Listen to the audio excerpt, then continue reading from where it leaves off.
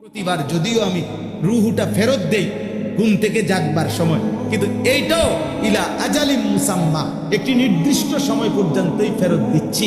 এই ফেরত দিলেও তুমি ধোকা খাইও না যে কোনোদিন আটকাবো না। আর সত্যি সত্যি একদিন রুহুটা একবার নেব আজরাইলে দিয়ে, আর কোনোদিন ফেরত দেব না। 30 বছর ফেরত দিছি, 60 বছর হয়তো ফেরত দিছি, প্রতিবার ঘুমের কারণে বারবার ফেরত দিছি। এটা দেখে মনে করো না যে আমি প্রতিবার, না, একদিন আসবে যেদিন আমি নেব রুহুটা,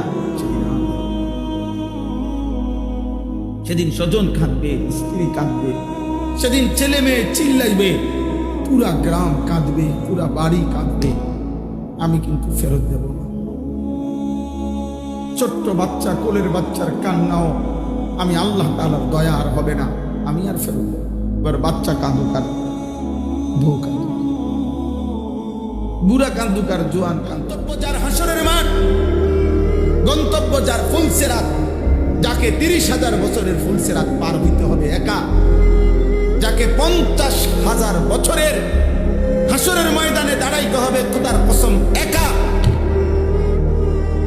যাকে 1000 বছরের 100 বছরের কবরে পড়ে থাকতে হবে একা, তার জন্য তো এত খামখেয়ালি, এত গাফলতি মানায় না। আপনারা বলেন, আপনাদের প্রত্যেকের, আমার আপনার নিজেদের একজন পূর্বপুরুষের কথা চিন্তা করেন তো। উনি মাটিতে ছিলেন কতদিন, উপরে কবরে আছেন আজকে। জীবন এভাবে চলছে, চলা ফেরা, উঠা বসা, খাদ্য খাবার, আয় রোজগার, তার 24 ঘন্টার চলাফেরা দেখাতে বোঝা যায় সে মূলত জান্নাত চায়। জান্নাত চাইলে সে নামাজ পড়তো, জান্নাত চাইলে সে হালাল হারামের পার্থক্য করতো, চাইলে সে জবানের হেফাজত করতো, জান্নাত চাইলে সে চোখের হেফাজত। বোঝা যায় আসলে সে জান্নাত চায় না।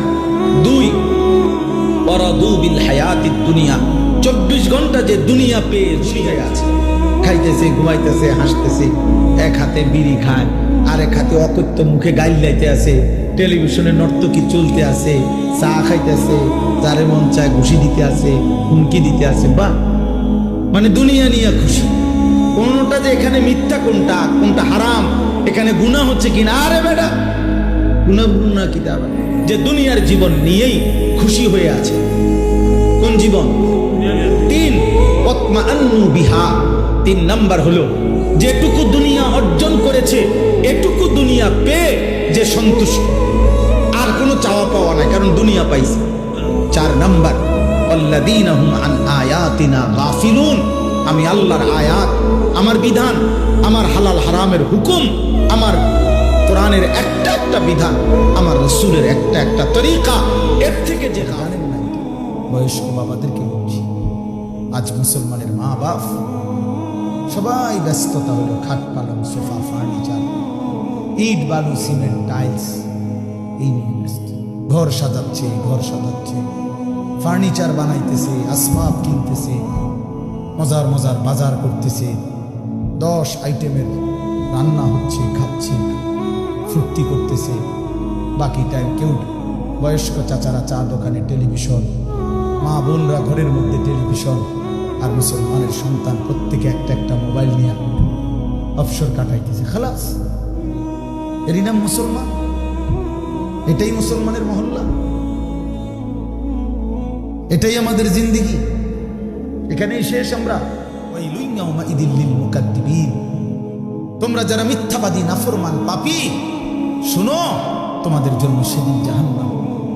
এই 10 বার বইলা আমার ভাই, আমি যে কথাটা বলতে চাচ্ছি, প্রিয় সন্তান, আমার ছেলেরা আমার, শোনো বাপ, আল্লাহ তাআলা লাস্ট কথাটা, সূরাটা শেষ করছে একটা কথা বইলা শেষ, ফাবি আইয়ি হাদিসিন বাদাহু ইউমিনুন।